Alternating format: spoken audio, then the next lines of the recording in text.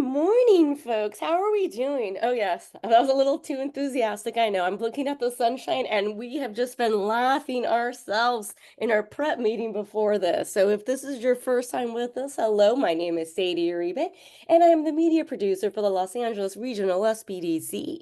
The SBDC is a national program with over 1,000 locations across the country, helping to stimulate economic growth through business advising and development. The LASBDC offers no-cost services through funding provided by the U.S. Small Business Administration, SBA, and from the California Office of the Small Business Advocate. It's your tax dollars at work. The Los Angeles Regional SBDC network operates 7 service locations throughout Los Angeles, Santa Barbara, and Ventura counties.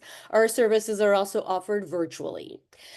We are here to help. We empower small business owners by offering tailored solutions through personalized one-on-one business advising, cutting-edge workshops, and comprehensive programs, all provided at no cost. We are dedicated to supporting your entrepreneurial journey every step of the way. Lori, I just had so much fun getting ready for this meeting, so that means we're going to have the best webinar today. Oh, totally, totally. And I was just getting ready to write into the chat. To kind of remind people that when you want to communicate again with each other, which is so much fun, make sure you hit that drop down to everyone. Otherwise, Sadie and I see your beautiful, fun messages, but nobody else gets the benefit. So I hate that Zoom does that all automatically host and panelists. So I just want to make sure that you guys get to talk amongst yourself and everybody knows about your message. Sadie, you are getting so official in your introduction. I just think you're going to go big time with that. You're going to be a news reporter or something at some point. I don't know. You've got it going on, doesn't she, guys? She's got really official in the way she delivers our opening speech. Okay, we're gonna have fun today because you know what? Sadie and I were already laughing ahead of time, as she said, and I've just decided that I'm really tired, so I'm gonna laugh my way all through today and have fun. So, everybody, let's have some fun together. Okay, I was just telling Sadie I haven't even had a chance to book my upcoming financial literacy for May, but it's coming soon. Okay, I'll get that out to you. But I do have the best legal structure for tax advantages going on yet this month. And I cannot say this enough. I know you're like, oh my God, Lori, she's on her little soapbox thing again. But it is so crucial for you to know how you are structured, how you are taxed. And may I say this as well, when your statement of information is due. I know I talked about that last week. I had 3 more people that I went into the government database and looked at it, and they were past due, getting ready to have the company suspended. So a lot of people just do not understand how this works. Next week is Ask Lori Anything, and I just remembered that. So let's make sure we have a conversation. Sadie, you remind me on this, where I show you once again how to go in the government database, how to check to make sure you're active and not suspended and all things are in good order. We'll talk about that next week since you've got a whole hour. And in that comment, please in the chat, and Sadie will pick it up and retain it for me. If there's anything you want me to specifically address next week, remember, I am in the hot seat. I am going to be the guest. You guys are going to be the host. Ask Lori anything, AMA as Sadie always calls it. So it doesn't matter. All questions are on the table. So next week is the fun. Remember like last week and the week before, I got 2 of the guests. Didn't I pick on them a little bit, Sadie? I got them, didn't I? We So had a musical performance last weekend with like a guitar and a cowboy hat. I mean, we're on I fire here. know. That was so hilarious. And then the CIA thing the week before. So you guys can get back at me for what I did to my guests the last 2 weeks. So yes, I am the star next week. And then Tanya is coming on Double A Solutions, and we're going to talk about tax strategies right at the time you just have completed your tax documents. But seriously, a lot of times tax strategies are setting up retirement funds, things like that. It's a good idea to think about it now. So I was very excited to have Tanya come on and discuss this very important topic. And for those of you who've been following the show for a long time, I know the minute I say this name, she has a following herself, Dahlia. That's where Tanya came from. She thought she would be a great guest for the show. So I'm very excited. Then I have Marcella coming on with Majestic Bliss Soaps. I just recently met Marcella Marcella and her husband. Wonderful, wonderful, heartwarming story. Really fun couple that created this company. I think it's like 7 or 8 years old now. So you guys are going to absolutely love that story because as I got to know them and started hearing more about their experiences, I know that I just thought it was such a warming story. But today I have a three-time guest, which many of you won't even know because it's been a while. I think the show's been going on 3 years. But David Reynaldo is the founder of College Zoom. College Zoom is a leading college admissions consulting, I should say, consulting service that is currently ranked #1 in Los Angeles on Yelp, and it's been designated the #5 and #8 top firm industry wide by two independent publications. Now, the original business plan that David Reynaldo wrote was for College Zoom was over a decade ago. I'm just looking at that, David. Was it a whole decade ago? Wow. 16 years, 16 years. 16 years. I was going to say, you need to update that. Yeah, I was going to say it's longer than that. And I'm not going to read the bio because I was like, from this point on, I want David to tell the story. So, first of all, David, you're going to completely laugh because I'm going to start out by saying this. Okay, you're going to find this funny. So, guys, I'll tell you how I first met David. So many years ago. So that would have been 16 years ago, wouldn't it? Oh, like, David, we're getting old. Okay. Yeah. Yeah. Yeah, yeah. Yeah. Yeah. Okay. Well, we won't go there. We won't go there with that part of the story. Let's just go over that one. Let's go back to It the would be, story. the business is a sophomore in high school, basically. So, or maybe a junior. Yeah, exactly. So I was a adjunct professor at both USC and Pepperdine, right? It was not my calling, but they wanted me to come in and teach, and I actually enjoyed it quite a bit, right? So I'm teaching this entrepreneurship program, and I don't even remember how many semesters I am there, but here's David, and David's the student in the front row.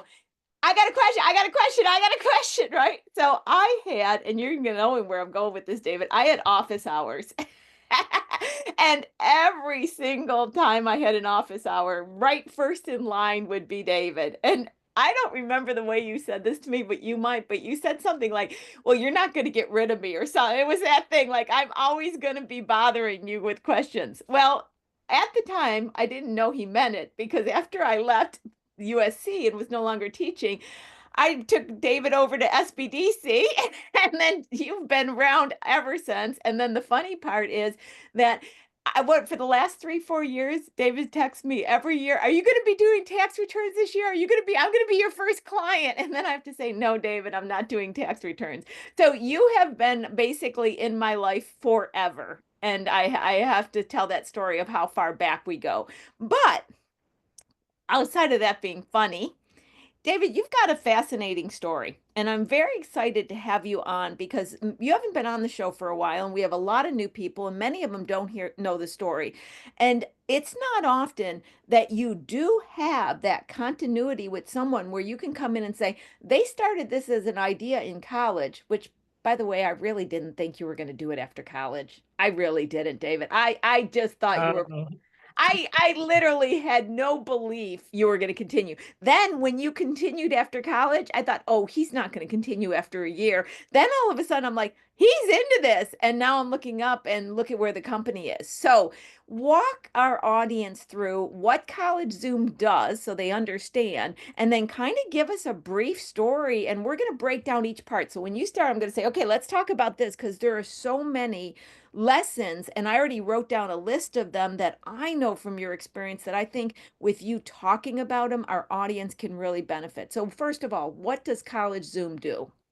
so what College Zoom does is college admissions consulting. And beyond that, we help students become successful in life. And I say that because although people will type in college admissions consulting into the Google search bar when they're looking for a service like ours, the real reason why they decide to hire us is because we're teaching the kids life skills that transcend college. We're making them go way beyond what you would need for college per se, so that they can open doors to any kind of avenue that they pursue in life. And in doing so, we automatically spring open the doors of particular colleges. And so that in a nutshell. And I'm sorry, Lou, I didn't say thank you for the warm introduction because we were just talking right before the show. We're But yeah. Thank you. in. It's a pleasure to be here.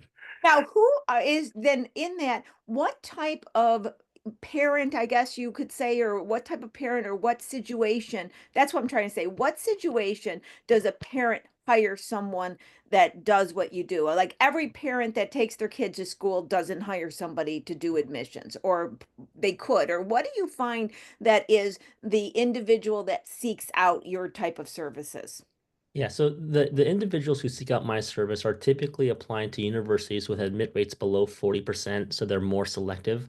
Okay. They also, they're trying to hire a consultant because either number one, they feel that the game has changed for admissions and how selective it's become since they went to college, or maybe they didn't go to college and they don't understand the process, or because of the competition, they want to make sure that they're going to get if the college is going to charge them an incredible amount of money for tuition every single year, they might as well go to one that, for example, has prestige, good programs, so that they get more bang for their buck. Yeah. Now let's walk back all the way to the beginning of time. What caused you to even need, you know where I'm going with this, need to create a business idea, and where did this one come from? So College Zoom was founded at USC as a class project. We had four classes at the time at USC's entrepreneur program, and the third one was a very easy lecture-based class where people would come in and just share their entrepreneurial experiences. And one year they decided to swap out the class for one that would be more hands-on. And so there was they called it the E Challenge, and we had 3 weeks to start a business that could not be an existing business. It could not include like rich uncles or funding from outside sources. The cap was, I think, $75 for the whole startup cost. And it had to be an original idea. And the next 3 weeks we would execute and get customers, and the last 3 weeks we would work on developing scale. And so where I felt the impetus to develop this idea was that a lot of my classmates, just out of the pressure to pass the class and do something, want to sell coffee mugs or game day t-shirts or just, merchandise that you can quickly just buy and flip and sell. But I thought, it would be really cool if we took this opportunity to do a job that 40-year-olds do. And I'm 37 now, so I'm almost there now. At the time, I thought, man, like when I'm old, or what do people do when they're older? And I can get some life experience from this challenge. Um, and I thought admissions consulting because I had been rejected by USC before I got accepted as a transfer. So had my classmate. There seems to be a market for it. It was an original idea. It didn't require a lot of startup costs. And before you knew it, we were in business, passing out flyers at the local community college, trying to figure out who wanted help transferring. I know, and that was what was interesting about your business model. And you're right, because a lot of people just had dumb little mugs and stuff like that, and they were just selling a few and making, and then all of a sudden you came with this very strong idea, which had a foundational understanding and potential growth. Now, I got to believe, David, when you did that cute little challenge, you were not believing that you would be sitting here right now with College Zoom after 16 years. That's correct. I mean, I just wanted the transferable experience. I really wanted to go into marketing. But there was a lot of parallels between marketing students for college to be their best selves and the marketing that I had in mind for commercials and marketing products. And this was a more enjoyable form of it. But ironically, my two co-founders dropped out after the first season because it was pretty brutal. You had to grind and you had to really love it. And I actually had resigned myself at the time to being again, a 40-year-old tutor who would go to people's kitchen tables back before, virtual meetings were a thing. And I thought I'll be fine just becoming that, neighborhood tutor, and I wouldn't mind doing that. And then of course, Callsyn blew up and became something that was way beyond my expectations. But that was what I had first kind of resigned myself to, just as my life path. I know, and that's what's interesting about it. And one of the points that I want to make, and I can't make this enough, it's another one of Lori's soapbox things. So many people, they get just the idea. They just have the idea, and they're off, and it's going to do this, and it's going to be a multinational, it's going to be like that. They haven't even figured out what it is that they're going to do or sell. And I always say, especially coming from the little country town, companies are built one step at a time. You make a step, then you see this, then you make a step, this, then you see this. I think a lot of times the younger entrepreneurs are sold this bill of goods of beliefs that you like pop out and become famous overnight. And I'm not saying anything about not having rapid growth, but I'm saying at the expense of respecting the underlining process that incremental growth does for you, the strength and stability in it, and actually the feasibility, because most people have to grow little by little. Can you comment on that, David? Because I feel like so many people miss that are younger than you. Yeah. And that's a great point, Lori. So with me, because I started off, I mean, before I did this college Zoom thing, one of my other dream careers was being a retail manager at Target. So, my parents, were humble beginnings, and my dad was a retail manager for like a smoke shop, and my mom was a pharmacy assistant. So for me, working at Target, where I loved going as a kid, would be like, that was my big thing. So when I thought of becoming a humble tutor, it's like, I thought, oh, okay, no, well, I like this too. So, but being willing, looking back with the hindsight being 2020 now, because the business has made millions of dollars. I'm at the point now where I've almost completely replaced myself, where the employees prefer that I don't be involved, so I don't mess things up for them.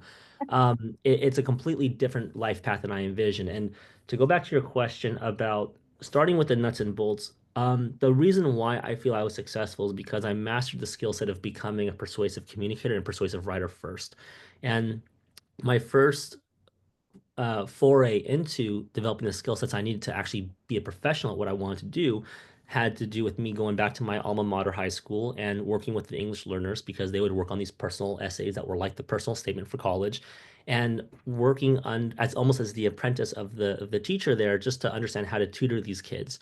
And there was actually one moment in time that changed everything for me, that planted the seed where I realized that there was actual scale here. And we were working on these little personal essays, and one of the students had this essay. It was a really basic first paragraph about, like, I'm at the annual ski trip with my family. I'm at the top of this mountain. It's a double black diamond, challenging course, and my knees are shaking and wobbly, right? And I've never been so scared in my life. And the instructor told me, what I want you to do is flip the order of what he just said for every single kid that you work with, because most people will communicate in a way where they'll talk and tell you, they'll describe what happened, then they'll give you some context around it, and then they'll give you finally and lastly the emotion. And she says, if you flip it to start with the emotion first, I've never been so scared in my life. Well, I wonder why. Get some context. Yeah. My knees are buckling, my nerves are out of control, and I'm at the top of this mountain. Oh, like, why is that happening? Description: I'm at my annual family ski trip. It's a black diamond, whatever, like, slope. You fool the reader almost in a way by captivating them to read further into the first paragraph, and before they know it, they're already into paragraph two, and they haven't even realized, because you've led them in with an alluring, almost the first paragraph becomes this hook, a very simplistic hook that isn't the kind of one line zinger that you think you have to write for a college essay, but it's a hook nonetheless. And when I realized that there was a mechanical model for making that first paragraph exponentially more interesting than you would otherwise assume, and I put that together with the idea that there's a 650 word limit on this essay, that there's only a finite number of these tricks of the trade, if you will, that can be discovered to write what would become the perfect college essay. I realized if I could just pull the cord and unravel all of these little things, I could effectively codify what an effective college essay would be that would help students rank higher on the college evaluation rubrics that the admissions officers use. So that ground level understanding, I think, was so key, because had I approached the problem as an entrepreneur who just wanted to acquire former admissions officers, which is what people told me I had to do, I discovered that the traditional pedigree of working in an admissions office does not prepare somebody for the kind of business that I've actually built. Even though you would think an Ivy League admissions officer would be well qualified, they're oftentimes not persuasive writers. They're not persuasive communicators. They maybe cannot just think on their feet really fast and give brutally honest feedback in a way that's caring but also diplomatic to revise something right on the spot. And just as a proof in point, today we have a first round talent-based interview that we do, where we have two different candidates actually coach each other on their cover letters and resumes, so we can watch them tutor with the real life skills that we need in the flesh.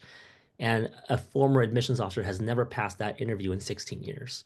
So Wow. because I went to the core nuts and bolts in the beginning to understand what do I need to do to be successful, I understood the medium of communication, which is persuasive writing, in a way that not only admissions officers oftentimes don't even understand, but people who portray themselves as creative writers don't understand, because they're writing for like literature competitions and they're not writing for admissions, which is a goal-based competition. Now, David, I think what's interesting that you're talking about, so I want to back up and tell me if I'm correct on this. I recall, because we've had different intervals. We wouldn't talk for a while, then we would talk, then we wouldn't talk. One of the things, and I hadn't even thought about this until you were telling the story.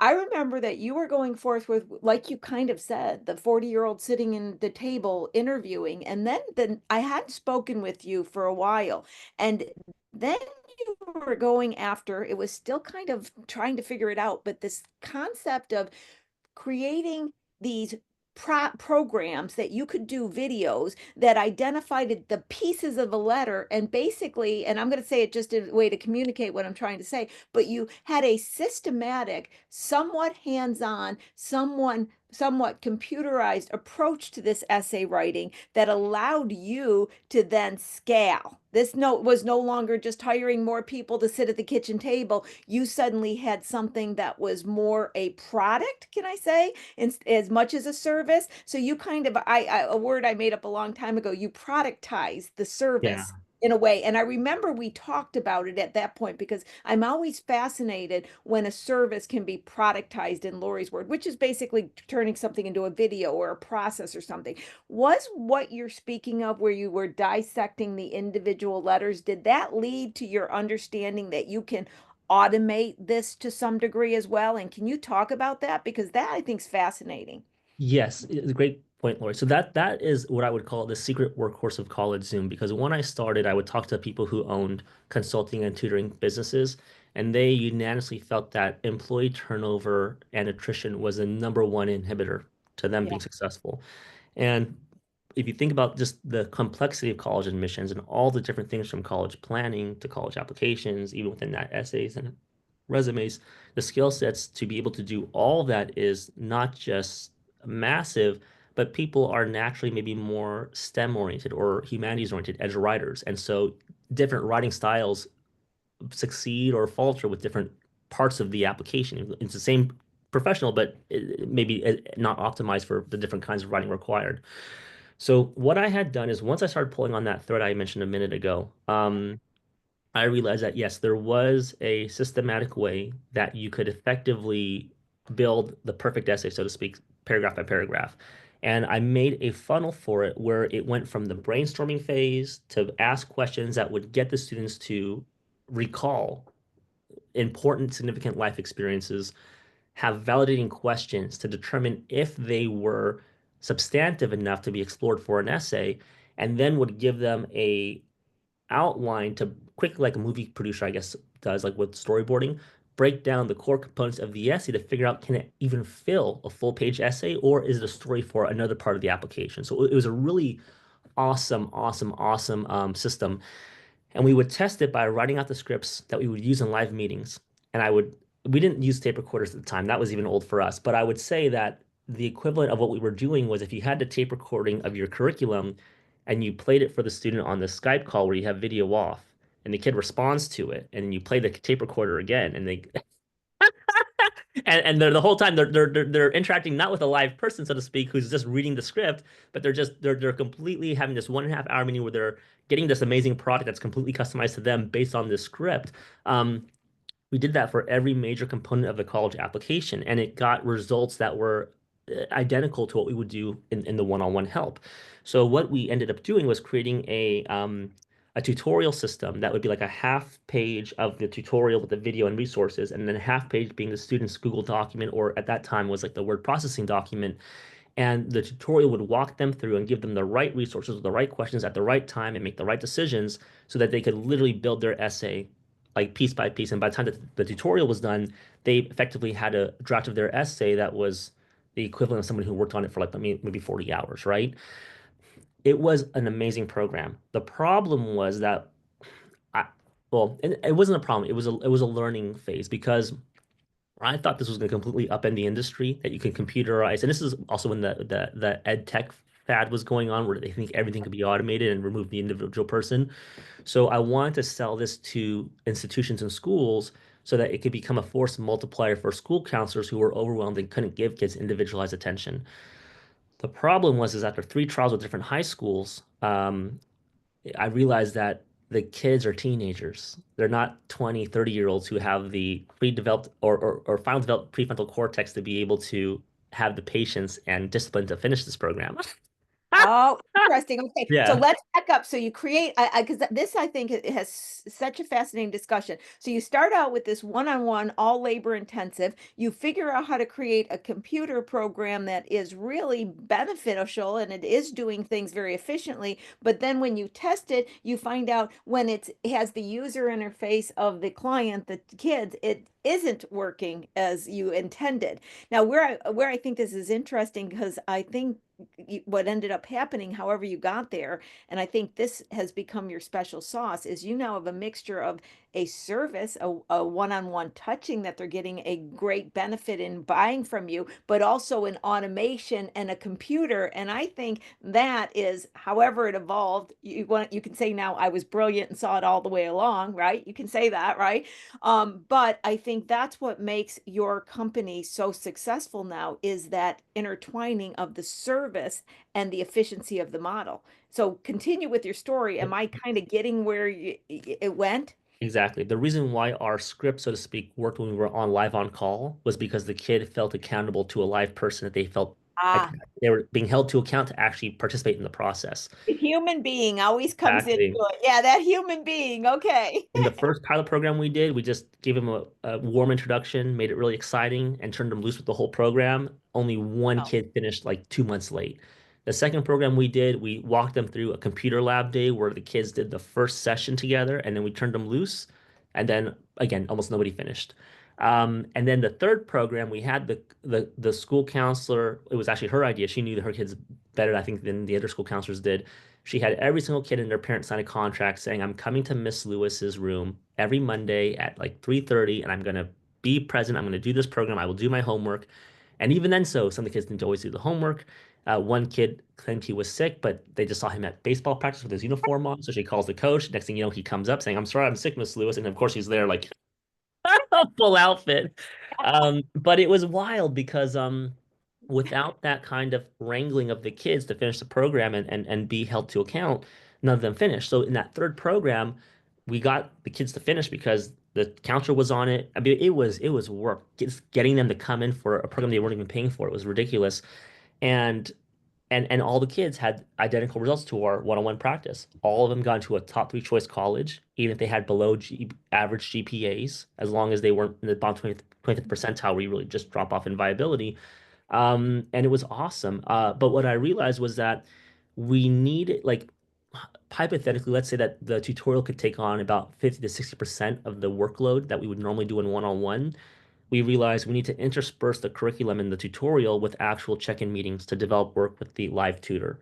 But the benefit of the tutorial is that now it takes a massive amount of educational know-how and training. It takes all the stuff off the shoulders of the tutor because now if the kid's going to be developing the work, basically doing the tutorial as pre-work before they come into the actual meeting, the scope of what you have to know as a tutor to workshop that as a technician is much more narrow.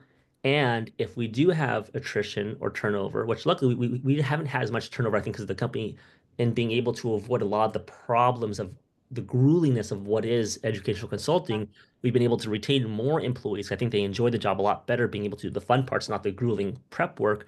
It allows the employees to not just be more focused and specialized, but they can outperform industry veterans at their job. And if they leave, it's a much shorter time to replace them because what they have to know is much shorter. So it was a really awesome, like, assembly line of specialties and roles where the kid goes through, and at each stage, they're being prepped in a consistent way because the computer never has an off day, and they're coming in to be held to account with the one-on-one tutor who's developing the relationship, who's asking them the questions, who's basically calling them on their bullshit yeah, yeah. And guys, and and the getting them audience, through. Yeah.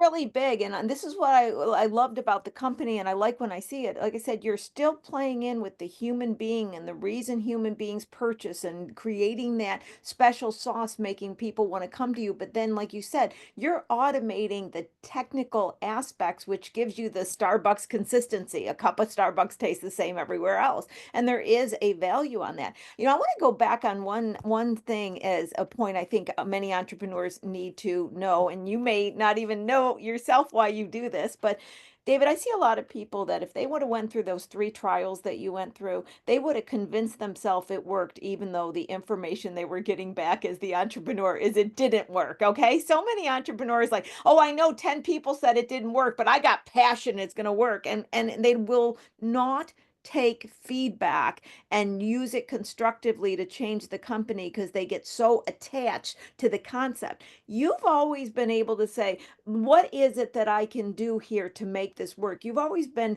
not so attached to any one idea and more willing to listen to what you're getting feedback. Do you have any idea what trait within yourself as an entrepreneur has allowed you to have that introspection? Yes, I think it's two things. I think number one is because I did not come from an admissions background. I didn't have the pedagogy of oh, I'm an expert. I know how this works. Okay. That made me think, oh, well, I'm just like one company who's really famous, one of our near peer competitors. They made a tutorial system that was total crap.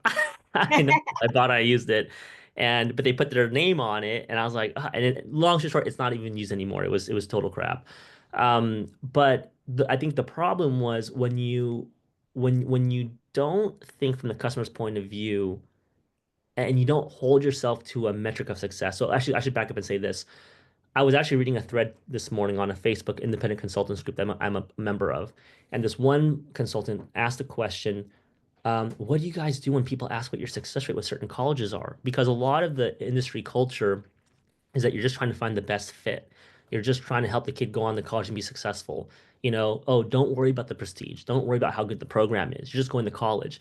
And I don't know. I mean, what I want to say unfiltered is it's a loser mentality because let's be real. If you're paying like $60,000 to $100,000 for tuition, like you want the biggest bang for your buck. In business school, you guys taught me you want to be the dumbest person in the room. If you're the smartest person in the room and you're complacent, you're not going to grow. You're not going to launch like you're supposed to do in college. So I think that because I was going after a customer segment that wanted prestige, that wanted results, and I had to measure my success with a success record, I literally had to figure out what's going to maintain the success record because that's the most important thing in this industry. If it's not my reputation, then I'm out of business. So having a metric like how many kids get into their top 3 choice college, which we're one of the industry leaders in that right now because we've measured it, and if we measure it, we can adjust it, we can manipulate it, we can change our service to better support that goal. It becomes a priority. It doesn't matter what my feelings are. It doesn't matter what the customer feels almost in certain circumstances because they could be wrong. I could be wrong. But almost turning College into a lab where we have the success metric and everything that we do is meant to change variables in order to get the most optimized delivery system to deliver that repeatable, successful outcome has been supreme. And so having that as our guiding star has really, you know, driven the company all these years. Something that you said many times throughout this, and you know me enough to know it's another one of my soapbox things, and that was the word measure it. People who remember Peter Drucker, a lot of people don't, but they said he always used to say, if you don't monitor it, you can't manage it, right? And measurement has always been something that I know you've been very tight on, including financial measurement. So let's talk about the financials and your discipline in watching your financials and knowing exactly where you are.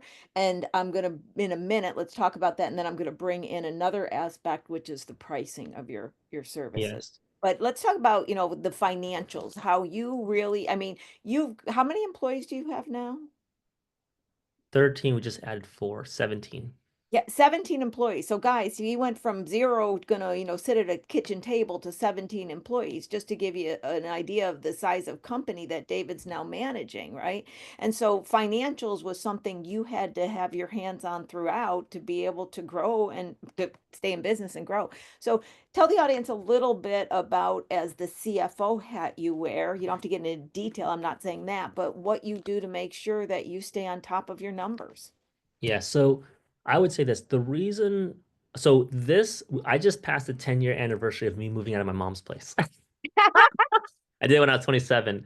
And I think the part of college success that is underrated but is so crucial was that for since I graduated college to the time I was 27 years old, I literally lived with my mom to minimize my expenses because the success rate was king. I had Thanks, a Mom. seasonal business. Yeah, thank you, Mom. I had a seasonal business where, customers will only come in every so often, and I didn't prioritize fast profits. I prioritized perfecting the system. And I mean, it took a long time, but because I perfected the system, once I perfected the system and reputation started growing organically, up until recently, I've never done any overt marketing, and the company had grown, over, I guess, from like 2009 to 2020 to exceeding $1 million of profit. I'm not profit. I'm sorry, $1 million of revenue every single year. So, that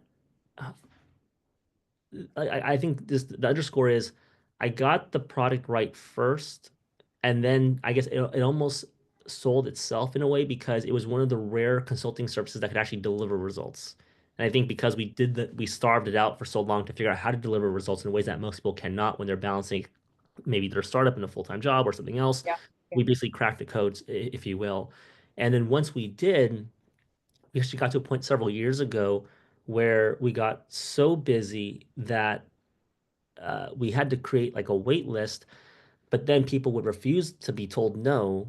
And then managing people to keep them out of our inbox and keep them, at bay so we could actually work on our actual customers who got in when we had time became almost a full-time job. And so what I had done was I ended up instituting a paid consultation from a free consultation, and that was like $600 just for a first contact. But it was a really awesome first contact because we would basically have them learn about college evaluation rubrics. We would, grade them and figure out what their chances are and give them a strategic outline. So it was a really awesome analysis. And then it did pump the brakes, so to speak, on all that demand coming in. Well, and in that, I don't want to lose this that you're saying, David, because I know the story and some people may not have caught up on what you said. One of the big things I talk about, and we've had numerous conversations, I've been a big proponent of this, is that you need to be careful how much you're giving away in consulting in this case, just to sell yourself. And so when you to get into these free consultations, free introductions, and you're basically starting to perform the work, it's taking away from the resources internally, and it also discredits you to some point, but it does take a level of courage to go from free to saying we charge for this. But I always tell people that you can lose some of the demand and end up making more money. And David, nobody believes me in that. They just can't get their head around that they're going to be so courageous and say we charge for this, and somebody's going to charge. In the minute somebody says I'm not going to pay, they want to back down to the to hurting themselves. So I think so many people, either whether they're doing a product or a service, especially within our audiences, they're undervaluing and they're discounting, or they're not charging for their time appropriately because they're afraid they'll lose a client. And I think that ends up a road to failure. And you've done really well on sticking your ground. Can you talk more about that for our entrepreneurs? Yeah, so the evolution of how I went from a free consult model to a paid consult model was I used to do free consults in the beginning where I would just get on the phone with the family, just talk about stuff. And it wasn't structured. I would just talk and just, answer questions, try to flex my expertise out of the insecurity that I need to show that I'm a young guy. I still have a lot to deliver in terms of value. And the meetings would oftentimes go like 40 minutes to an hour. And I mean, we were making sales, but it was if you imagine so much time being caught up in having these hour-long conversations where no work is even being done because people like to talk and I like to talk too, it's like, well, you know, I need to make sure that I can have time to actually like do other stuff in the business to make sure I can deliver once they actually sign up. And then what happened was it got to the point where before I instituted the paid consult model, I would spend an hour telling people on the phone, these are all the reasons why people may not like working with us. Because at the time I was trying to figure out some way to put the brakes on the demand, but I hadn't quite thought of the paid consult model yet. So I thought, okay, I'm going to spend the 40 minutes to an hour explaining why people don't like working with Call Zoom, like who it's not a good fit for. And people would still sign up. But the problem was people who I said would not enjoy the service would sign up. And I realized they're not even, it was a weird thing where they weren't even listening to me. Well, of course, it sounds like a train wreck. If you're not listening, I'm telling you it's not gonna be a right fit, and you still decide to sign up your student anyways. It's like duh. But I realized that they don't understand, and I realized they didn't understand because there was nothing tangible what we were talking about.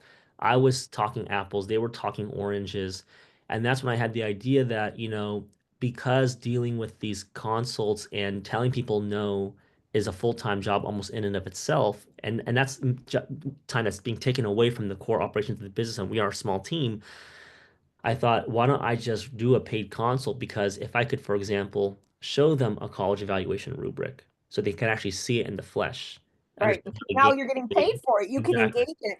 See, and I recognize that a long time ago in my industry as well, people would go in and they give these free long discussions, and I would be. We talked about this so many times, David, that if I'm going to start actually advising, what you end up when you don't charge is you end up with an emotion where you're holding back because you don't want to give the goods away because you're not charging. So you're giving kind of a free half, half representation because you don't want to go full out. So then you're not really selling yourself and you get in this weird spinning thing where it just doesn't work. Yeah, no, 100%. And what was interesting was that because in order to do the kind of analysis where we grade the kid on an evaluation rubric to actually go deep into what they've got going on, we can map out across all the key admissions criteria where they stand, what their gaps are. It's basically a gap analysis, and then model an arc of achievement so they can actually see what's in store for them if they do proceed forward.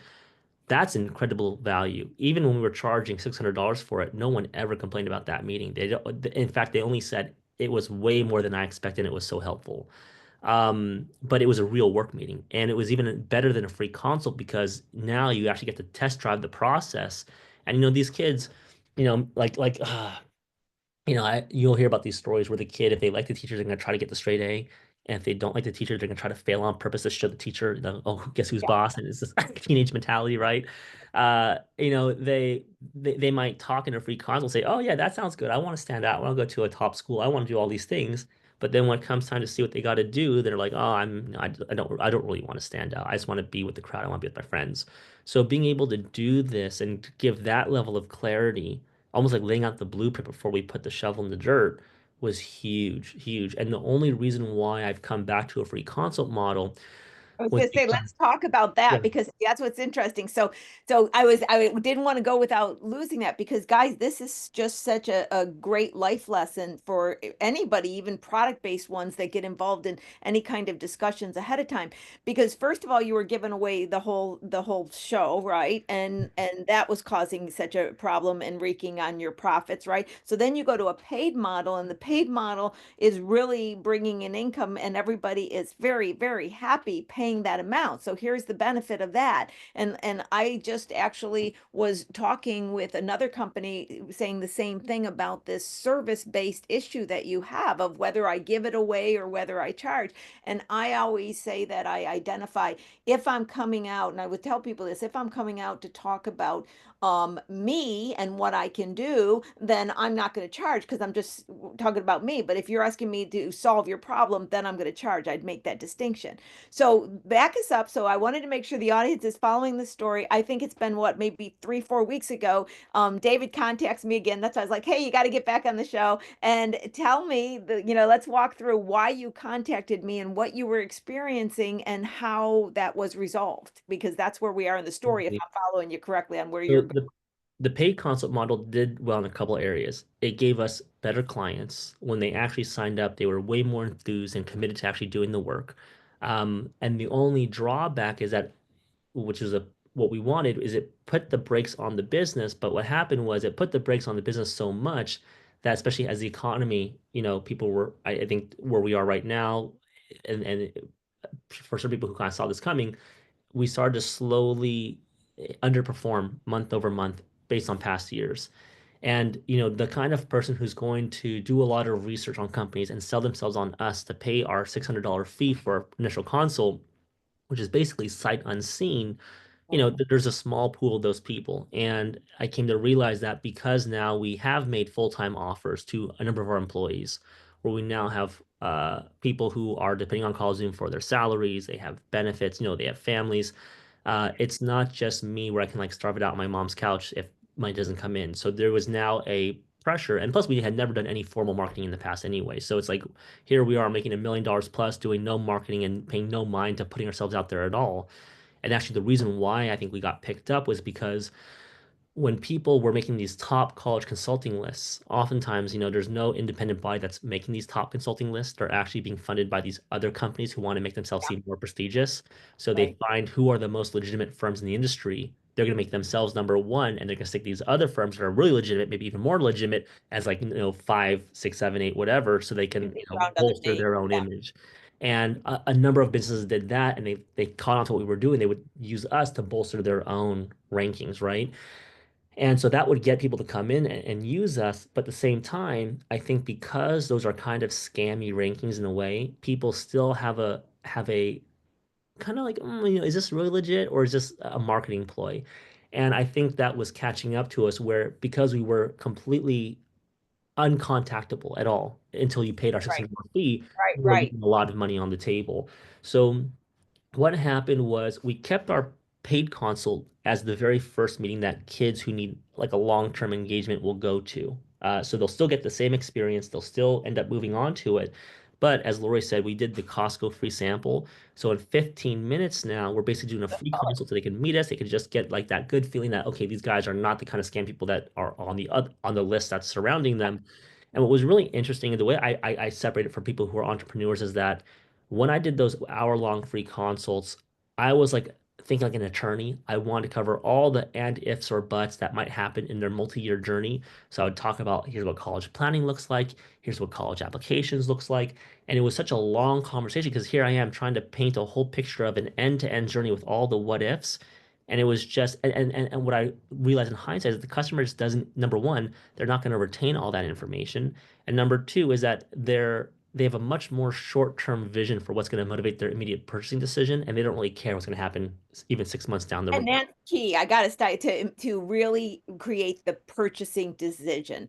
People outsell them a possible sale by talking too much sometimes, and that's Yeah, something to always be conscious of. Please totally, continue. and it almost overwhelms them, right?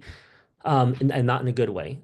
So what we do now is we have a 50-minute conversation where we address what's your biggest need for counseling, and I only, set out to address what's that most immediate solution we can provide, and then beyond that, next step is to have that comprehensive strategy meeting where we're going to rate the kid. Because then, if they actually have the tangibles and the whole infrastructure that we've set up to talk about a long-term, planning engagement, now they're not looking at it as like, oh, like, what am I getting into? They're actually they're paying to discover. And I think two old tropes come true, which is why I think it's a successful funnel. Because number one, people are always obsessed about what their chances are in college admissions. And if you can actually know, not just the academics, but also the intangibles like leadership, intellect, and fit, and all that kind of stuff, and actually know what that is, there's huge value in the discovery, like that analysis. And number two, people love the idea of going to see the wizard or visiting the fortune teller, right? The Right, right, old right, wise right. monk on the mountain. Yep. And that's basically what we've been able to provide is that we have the see the fortune teller where you actually get your palm read, so to speak, but in a much more legitimate way. That's the paid experience. But if you just want to come in and say, hey, here's what you're dealing with, just kind of kick the tire and know that we have a solution for you and validate that, yeah, this is going to be a good fit, then that's what gets them to go from there to what was the former paid console. But at least this way, what's nice is that the paid console works for people who pre-validate themselves that they want to use you and they've already done the research. Yep. The free consult kind of sample works for people who are interested, but they just don't have the time to do all that research. And so Or they instead, need they that need your personal. validation that it's a Yeah. fit. And that's what David and I were talking about is the fact that, independent of the cost, it's a parent purchasing the future for the child. So it's a very emotional purchase. And some people don't want to make that amount of emotional purchase without at least talking to a human. And David referred to the Costco sampling, and just so you guys understand where I'm coming from, and this is what I talk about a lot. when back in the days when I was doing a lot more one-on-one consulting, I would run into the same problem David's talking about, where people would say, hey, come out to my company and I want you to, walk through my company and hear all about my financials so they could hire me as an interim CFO. That's what I was selling, right? But by the end of it, I'd be basically selling a whole hour plus the trip, maybe 2 hour of consultation. And I was walking through a Costco one morning. I haven't been in Costco in decades, right? But I was walking in this Costco and I saw this person setting up this table for brownies or something, or cookies, right? Well, immediately everybody's around the table, gets this little tiny piece of a cookie, and then they're suddenly putting the cookies in their shopping cart. And I was like, man, I wish I had a cookie sample, right? That I could sell. And then I was walking around Costco, and by the time I left, I was like, wait a minute. I don't sell hours, I sell intellect. I could package, I could sample intellect. So that's when I started selling my services by being a paid speaker, or first a free speaker, actually, where I would speak on business concepts. So even when you're selling a service, you can give away a cookie sample and then have the charge for the whole cookie. And that's the whole concept. If we break it down to simplicity, your paid model versus your free consult, and then limiting it to 15 minutes is your cookie sample. Yeah, totally. And if I go back to when I started College Zoom, I didn't know anything except for what I was able to Google. We got our first several customers by just being the first one to tell them, "Oh yeah, a solution for this exists." And literally, they were four Chinese international students who would have either hired this shady guy named Eddie who writes all the international students' essays for them with typing mistakes, and they even know as non-native English speakers that's total crap, as quote unquote they said it was total crap. So by getting to them first and saying there's an alternative to the shady guy Eddie who will write your essay for you and will actually help you write Yeah, your own Eddie. essay, that's just what it took to get our first customers, right? Um, of course, it was like $75 unlimited help at the time, and Yeah. $75 feels like 7,000 to a college kid, right? But we always had the previous customers set the price for the next year's customers until we got to the point where we realized, like, okay, like this is what the market will bear, and what is a fair exchange of value for the price. So, it's an interesting thing because when you're trying to package the intellect, I think that as an expert, you try to talk to your customers as if they're an expert too, because you really are excited to share the tactics and secret sauce that you know that is going to get an expert excited. But these customers are not in the same headspace. They don't maybe care so much about how the sausage is made. And they're looking for, in my particular instance, somebody to know that they got this, they can sit back and not stress about it, and they don't really care to look under the hood and see how we're operating. Even though, in my opinion, that's the most phenomenal thing about why we get the results that we do. So like people drive Mercedes Benzes or these fancy cars, but they don't know anything about what's under the hood. Yeah, and well, Nor do they ever look when they buy the car. it's the same thing, being a CFO and turnaround. I was all into my financial models. They just wanted to know that I was going to get them profitable so they didn't have to shut the company down. And it was the same thing. I don't care how you do it, Laura. You just don't let me shut the company down. And there's some truth in it. I want to go back to the beginning days, and well, something I thought about when you were speaking is I remember, and you'll have to, bridge the gap to your customers today. At one time when you start out, you were going to high schools trying to get high school counselors to it suggest to the students or the parents to become customers, right? So who you were marketing to at the very, very beginning, and your marketing methods also made a huge flip, didn't they? It did. So uh, when I started, I was more relatable to the students. Now, as a 37-year-old father of two, soon to be three, I'm more relatable to the parents. You that, David. I always used to say you'd be like the students. I go, David, who's your customer? The students. Who writes you a check? The The students. No, no. parents. Who earned the money to write Yeah, you the check? And I would always push you back on the parents. I was like, you got to get the students to want to, but you got to get the parents to believe in you. I think that's the difference. The parents had to believe in you. The students had to want to. exactly. So we actually had a difficult way to sell because if you look up reviews for a lot of college consultants, and it's tough because a lot of them have you sign NDAs, so you really can't get the raw, honest ones. But if you talk to kids, you'll hear this rampantly. that a lot of kids hate meeting with their college consultants. Their parents sign them up, they're giving them bullshit advice. It's stuff that doesn't feel good to the kid, and they're just like, I don't know why I gotta do this. And they sold me on my parent on prestige. So when I started off, I was basically, and this is me talking with 2020 hindsight, we were targeting the early adopters of kids who were entrepreneurial enough to work with a no-name person who at least had good ideas. And they were the kind of kids who would actually look under the hood, say, "Holy crap, this is cool." And nobody, wow, wow, wow, nobody's talking about this. And this is awesome. I'm in. Mom, dad, like, this is really cool. And those became the first customers. I think also because those kids were more open to that kind of innovation, they also got good results because they were coachable. They were really coachable, and they would not be too afraid to stand out from the crowd. As we evolved, we start getting these referrals. And you would get kids who maybe aren't so comfortable, the middle majority kids, reaching out as much. But from what we had learned, and again, I was living with my mom at the time, able to take on only so many clients as I could actually, dedicate full time to. I understood the teenager psychology better and better every single year to the point where I can get those kids to come out of their shell eventually as well. And then as I got older and older and older, it got to the point where I realized, like, we would measure the metrics of like, okay, like, you know what, now we're at half and half kids versus parents reaching out. But it also got to the point where as we started to raise our prices, it got to a point where kids would not even fathom coming to us anymore because the cost of what we would offer would be to a kid like just exorbitant in terms of the cost, even though we're technically like one of the most affordable, like 30-40% cheaper than our direct near peer competitors. To the students who again aren't really understanding what the value and the difference is, it's like to them it's like, oh, that's maybe too much money for a consultant. But I started being able to talk to the parents, and that's where I think a lot of the challenge came in because I would start talking to the parents as if they were like a early adopter teenager who's excited about this kind of stuff.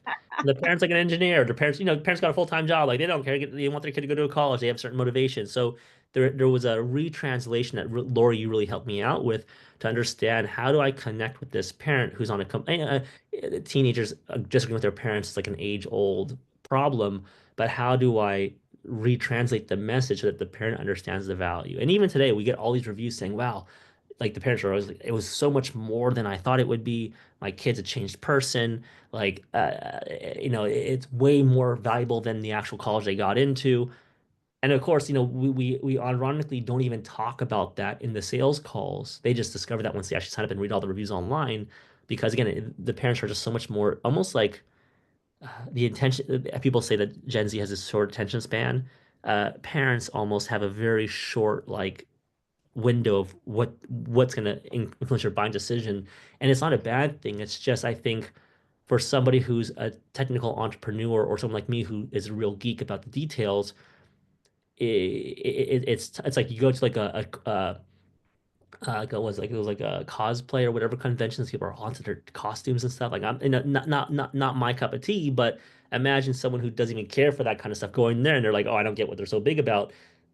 That was what it felt like the disconnect was between me and the people I was, Well, potentially and hiring it's or it's so bringing on true. as That's customers. where people who have products that are technical in any ways, they sometimes get to the customer so confused that then the customer doesn't want to buy. And so true. Well, David, we could go on and on. I'm going to have you come back on again as I always do because there's so many things on my list we didn't even talk about. But I just, I'm going to pass it to you for final words. But I just have to say a big Lori to David. This is just because I've been friends with you for so long, David. I'm so proud of you. Thank you. I am just so proud of you. I knew you when you were just a little kid wet behind the ears, you know? But just your tenacity, your openness, your willingness to be flexible, and then your respect of your employees and making sure for you and your family and your employees, you think every step through and have a solid foundation for everybody, including your clients. I mean, it's just been a remarkable story from mom's couch till 27 to, by the way, guys, David lives in a beautiful home. He called me when right before he bought it to tell me about his beautiful home he was buying, and you've done great. So any last words you'd like to leave with the audience? Thank you. Oh, thank you, Lori. Thank you. And I appreciate you so much for your mentorship over the years. And I would go into Lori's office and she'd have a sheet of all of our officers, and every single week I'd go boom, boom, boom, boom. I'd fill it up. And preferably the earlier times. So if no one showed up for the next time, I'd be able to bleed into that too. Yeah. He did. He did. He's telling the truth, guys. Right.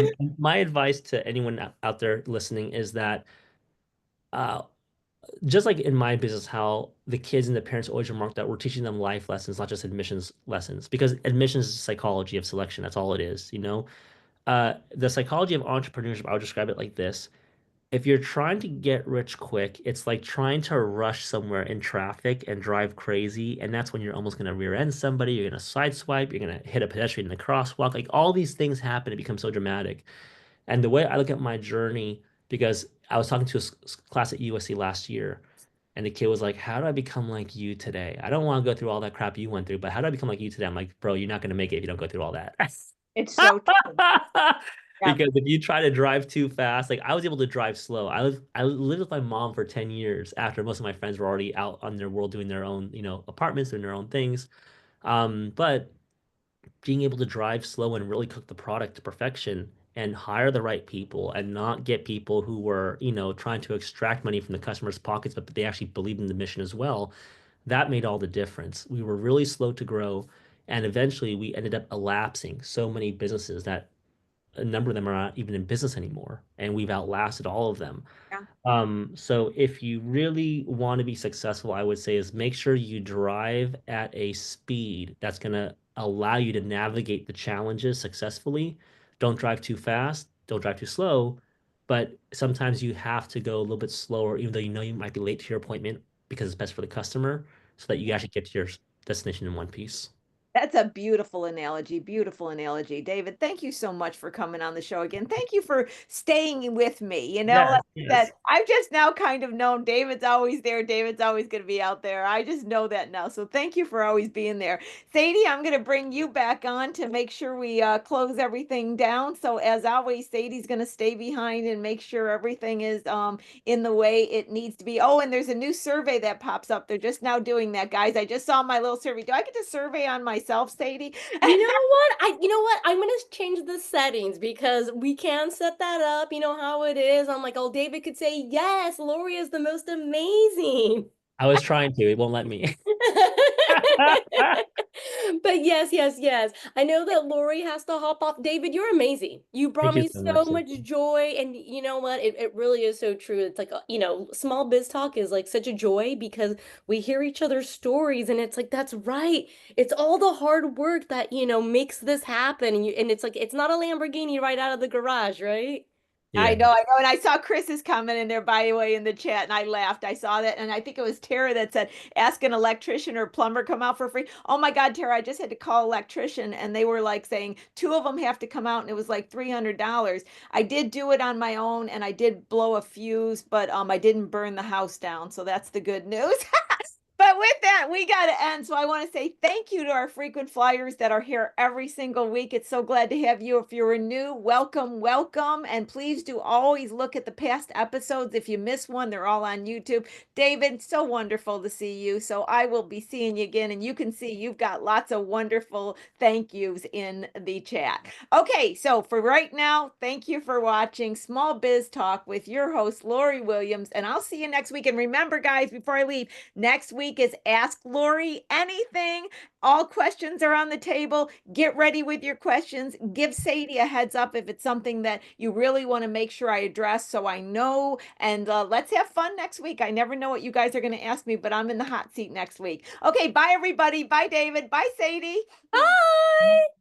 Don't worry, guys. As always, I will be here hanging out. So let me know if you need anything in the chat window. Yes, we are still going to have the survey going out there. Super short, 3 questions. We love Lori. Let us know, the people that Lori is awesome. And we want more of this great programming because we got to, what is it? It's a no-cost service, but we just got to let people know that, hey, this is actually good. People really do respond to it. So that's all it really is about. So yes, lots of links, information, and oh, thank you, Brenda. Right, like I said, it's always as we say, we do lots of fun, we do lots of good here, and so sometimes we gotta fill out reports. I know, right? Everyone loves reports. So yes, let me know if you need anything. I'll drop it back into the chat window for you. Otherwise, I'm gonna hang out and let me know if you need anything. Okay.